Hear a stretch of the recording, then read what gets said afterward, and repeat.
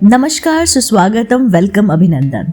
दोस्तों, आज के इस वीडियो में हम बात करने वाले हैं समृद्धि और ऐश्वर्य प्रदान करता है श्री यंत्र। दोस्तों, किसी भी मनुष्य के पिछले जन्म में किए गए पाप कर्म के अनुसार उसकी कुंडली में केम द्रुम योग, हृदय रोग, काक रोग, दरिद्र योग, हुताशय रोग, रेखा योग, शकट योग, ऋण योग, मृत्यु योग, दुयोग, मृत्यु योग, निर्भाग्य योग आते हैं।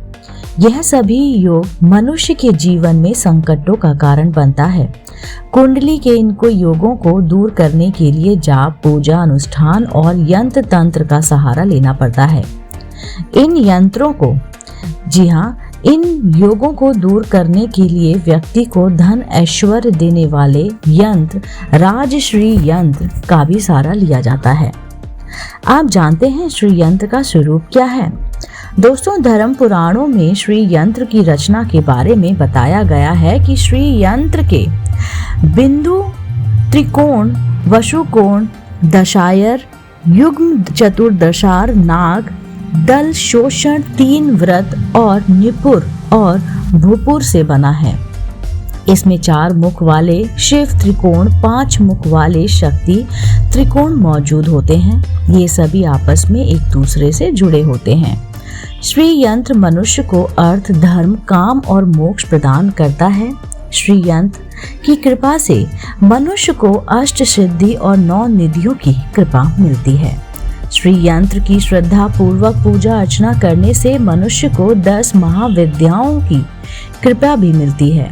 श्री यंत्र को सोने, चांदी, स्टिफिक, भोजपत्र आदि से बनाया जाता है। दोस्तों, आप जानते हैं कि श्री यंत्र से जुड़ी खास बातें क्या क्या हैं? चलिए हम आपको बताते हैं। शास्त्रों में बताया गया है कि जैसे आत्मा और शरीर में कोई भेद नहीं होता है, उसी प्रकार यंत्र और देवता में भी कोई अंतर नहीं होता है। यंत्र को देवताओं का निवास स्थान माना जाता है। शास्त्रों के अनुसार यंत्र और मंत्र मिलकर शीघ्र फल प्रदान करते हैं। मंत्रों में शक्ति वाणी के द्वारा आती है और यदि यही शक्ति यंत्रों की रेखाओं और उनके बिंदुओं में निवास करती है। श्री यंत्र में माँ लक्ष्मी का निवास होता है। श्री यंत्र माँ धन की अधिष्ठदात्री माँ लक्ष्मी का प्रतीक होता है। इसे षोडशी यंत्र भी कहते हैं। भोजपत्र द्वारा बना हुआ श्री यंत्र साधारण रूप से फल प्रदान करता है। श्री यंत्र ताम्र पत्र पर अधिक, चांदी पर श्रेष्ठ और सोने से बना होने पर सर्वश्रेष्ठ फल प्रदान करता है।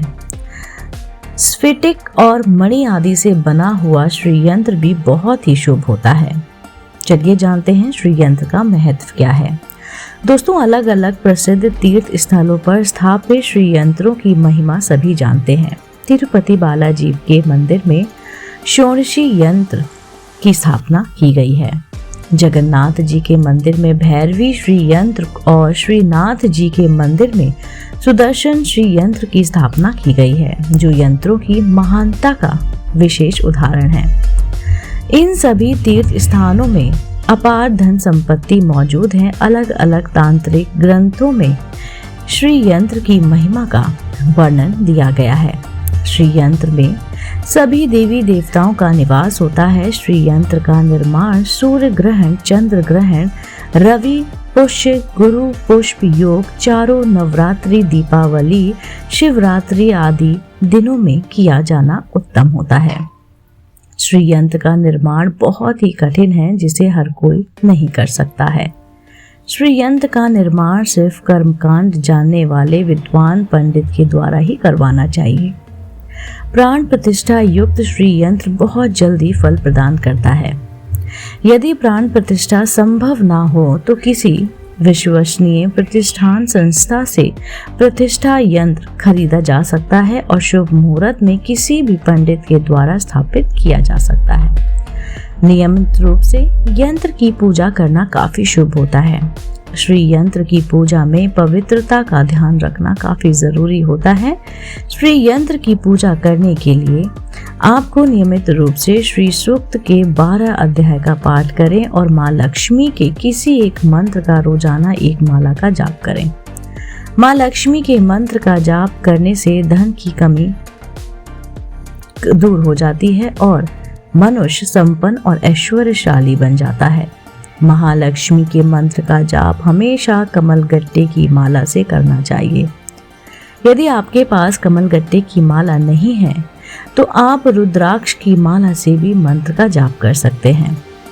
श्री यंत्र की साधना करने से माँ लक्ष्मी के साथ साथ सभी देवी देवताओं की कृपा दृष्टि आप पर सर्वदा बनी रहती है। दोस्तों, मांस मंदिरा और बुरे कर्मों से दूर रहना चाहिए। यंत्र तंत्र मंत्र, देवी देवता, यज्ञ, औषधि, तीर्थ और गुरु में की गई पूजा में सबसे जरूरी होता है श्रद्धा। श्रद्धा के साथ भगवान की पूजा करने से पूजा सफल होती है। श्री यंत्र में इतना आकर्षण होता है कि सिर्फ इसका दर्शन करने से मनुष्य को लाभ मिलता है।